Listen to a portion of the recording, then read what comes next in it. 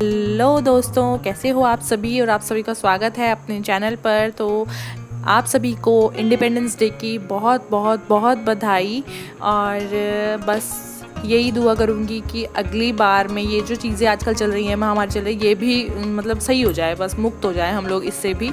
और आपको मैं दिखा रही हूँ गिलोय की बेल, जो कि मम्मी और के घर लगी हुई है ना, और इतनी सुंदर लगती है। छप हो रखी है बिल्कुल, मतलब ग्रीन ग्रीन हर जगह, और इतनी मतलब उसके टहने इधर उधर फैल रहे हैं। और जब 1-1.5 साल पहले डेंगू का बहुत ज़्यादा हुआ था ना पिछले साल, तो उस टाइम पे बिल्कुल खाली हो गई थी, क्योंकि सिर्फ यही इलाज था डेंगू का। इलाज तो और भी हैं, पर ये घरेलू उपचार बहुत अच्छा था उसका, तो इसीलिए बहुत से लोग मांगने के लिए आते थे। और मम्मी ने इसलिए रखी हुई है क्योंकि बुखार में बहुत सही रहती है, तो इसको मम्मी कभी नहीं काटती। और ये बहुत ज़्यादा हरी भरी हो गई है और बहुत सुंदर भी लगती है, और यूज़फुल तो खैर आपको पता ही होगा ये कितनी यूज़फुल है। और अब आ गए थे हम लोग पीछे की साइड में। पीछे मतलब पीछे एक गैलरी है ना, जैसे पीछे लोग गैलरी छोड़ते हैं, साइडों में गैलरी छोड़ते हैं घर के, तो हमारे पीछे भी गैलरी है। तो यहाँ पर पापा के बाल थोड़े थोड़े बड़े हुए थे, तो हमने कहा चलो यार आज कटिंग कर देते हैं। क्योंकि जैसे कि मैंने आपको बताया था, पापा की तबीयत ठीक नहीं चल रही थी, तो इस वजह से बाहर नहीं जा रहे थे, वो सिर्फ ऑफिस जा रहे थे, क्योंकि वो ज़रूरी था बहुत। और मतलब कटिंग वटिंग कराने भी नहीं जा रहे हैं, क्योंकि इम्यूनिटी सिस्टम जब थोड़ा वीक हो जाता है ना, तो डर लगता है खुद से ही। तो हमने कहा चलो यार घर में ही कटिंग कर देते हैं। तो वैसे भी पापा के बाल कम हैं, तो ज़्यादा तो डर की बात नहीं है, पर ये होता है कि जो ऑफिस जाता है ना इंसान, जो बाहर जाता है, उनके साथ थोड़ा मतलब हाथ रोक के ही भाई कैंची वैंची उठानी पड़ती है। गलत वलत कट गए तो गड़बड़ हो जाएगी। और ना मम्मी को मेरे पे बिल्कुल विश्वास नहीं था कि मैं ठीक काटूंगी, क्योंकि उन्हें मनीष वाला पता चल गया था कि मैंने मनीष के साथ गड़बड़ कर दी थी। इसलिए मम्मी ने बोला नहीं स्वाति तू पीछे हट जा, मैं अपने आप काटूंगी। तो मम्मी ने काटे, मुझे काटने ही नहीं दिए पापा के बाल। और ये है एक दिन पहले का वीडियो, ये मैंने शूट किया था सिर्फ और सिर्फ आप सभी को दिखाने के लिए, क्योंकि मैं अगले दिन बनाना था नाश्ते में मूंग दाल का डोसा। तो मैंने यहाँ पर 1 कटोरी मूंग दाल डाली है, 1 कटोरी चावल डाले हैं। एक दिन पहले ही भिगाने पड़ते हैं ना, एक रात पहले भिगाते हैं। वैसे तो सर्दियों में ना और ज़्यादा टाइम लगता है भिगाने में। जब मैंने सर्दियों के टाइम पे बनाया था तो और पहले भिगा दी थी। और ये है 2 चम्मच के करीब मेथी दाना होता है ना, वो मेथी दाना इसलिए डालते हैं ताकि बाइली ना हो। वैसे तो उड़द की दाल में डालने की ज़्यादा ज़रूरत होती है, इसमें भी ऑप्शनल है, आप डालो तो अच्छा ही है वैसे तो। और ये है चने की दाल इसीलिए क्योंकि चने की दाल से क्रिस्पी बनता है डोसा, और चिपकता भी कम है। तो ये मैंने अच्छे से 4-5 बार धो करके भिगा दी है। रात भर में इसको ऐसे ही छोड़ दूंगी। आप चाहे तो अलग अलग कटोरियों में भी भिगा सकते हैं, अलग अलग डोंगों में। मैंने एक साथ मिक्स करके इसलिए भिगा दी क्योंकि कहाँ 4-5 डोंगे करूँ मैं। तो इसमें है 1 कटोरी मूंग की दाल, 1 कटोरी चावल, और आधे से थोड़ा कम चने की दाल, और 2 चम्मच मेथी दाना। तो यहाँ पर सुबह के टाइम में आ गई थी किचन में। मैंने कहा चलो यार जो हमने भिगा के रखा हुआ है उसको फटाफट से पीस लेते हैं, क्योंकि सर्दियों में ऐसा होता है उसको फर्मेंटेशन के लिए टाइम देना पड़ता है। तो रात में पीस के फिर सुबह तक रखना पड़ता है, ताकि उसमें झाग बन जाए, मतलब वो होता है ना फुलावट आ जाए। पर आजकल गर्मियाँ थी तो मैंने इसलिए इतना नहीं करा। रात को दाल भिगा करके सुबह पीस के 1-1.5 घंटा छोड़ दी थी, तो उसमें भी ठीक बन गए थे, अच्छे बन गए थे। और मैं मूँग दाल के पहली बार बना रही थी। वैसे मैंने 3-4 बार तो उड़द दाल के ही बनाए हैं, पर मम्मी ने बोला नहीं उड़द दाल के थोड़ा पापा के लिए हैवी हो जाएंगे, इसलिए मूंग दाल के बनाओ। तो मैंने कहा चलो यार मूंग दाल के भी ट्राई कर लेती हूँ, अच्छे बन गए तो आगे मूंग दाल के ही बनाएंगे, क्योंकि मूंग ज़्यादा मतलब अच्छी होती है ना, हेल्थ के लिए भी सही रहती है और डाइजेशन के लिए भी सही रहती है।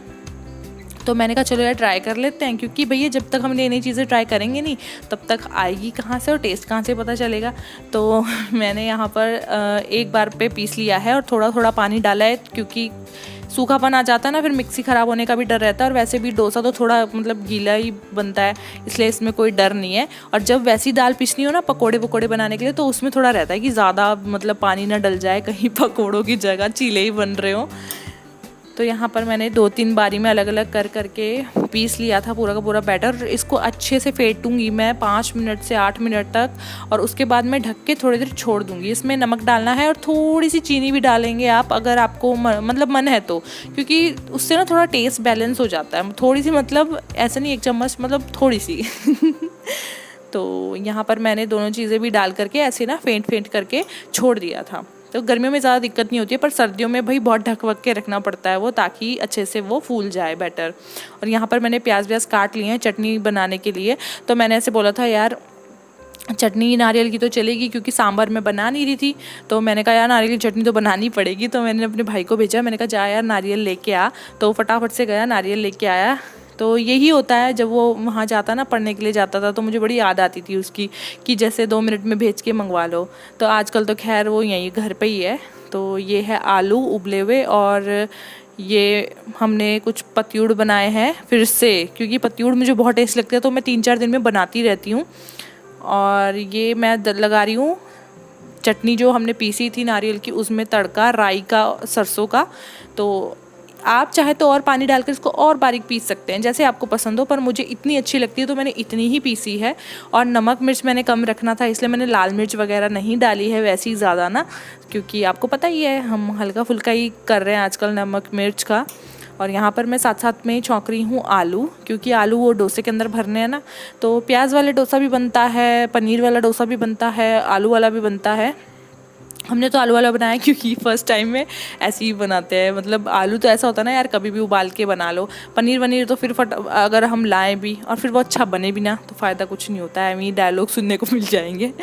तो ये मैंने तवे पे पानी वानी छिड़क के साफ़ करके फैला दिया था। और सच्ची बताऊँ ना, तो आपको अगर ये वाले डोसे बनाने हैं तो पैन अच्छा होना चाहिए, नॉन स्टिक, तभी ये बिना चिपके बनेगा।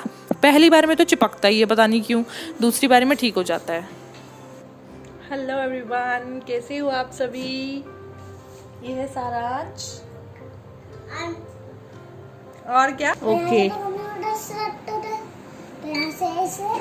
इससे बना के ना, फिर ना खुल जाता है, फिर ना इस पीछे से यहाँ फिर इसे खोला, फिर ना फिर ये चल गया। ये देखो चल ना, चल ठीक है, मैं कंप्यूटर डायरेक्टर रहता हूँ। मैंने कुछ ऑन किया नहीं और ऊपर से और इतनी नॉलेज दे दी।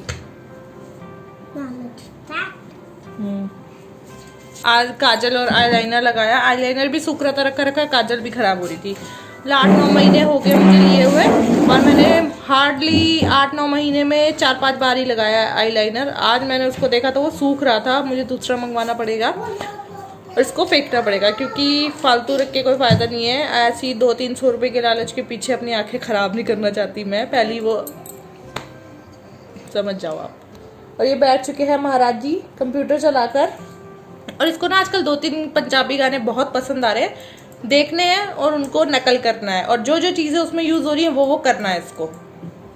जैसे कि उसमें वो पंजाबी गाने हैं तो उसमें गॉगल पहना हुआ हीरो ने, एक में कुर्ता पजामा वाला है ना, कुर्ता पजामा काला काला, उसमें कह रहा मम्मी मुझे कुर्ता पजामा दिला दो। और एक दूसरा उसमें गन है, मम्मी मुझे गन चाहिए, इसलिए उसके लिए गन मंगाई। जन्माष्टमी वाले व्लॉग में आपने देखा होगा, और चला दिया उसने गाना।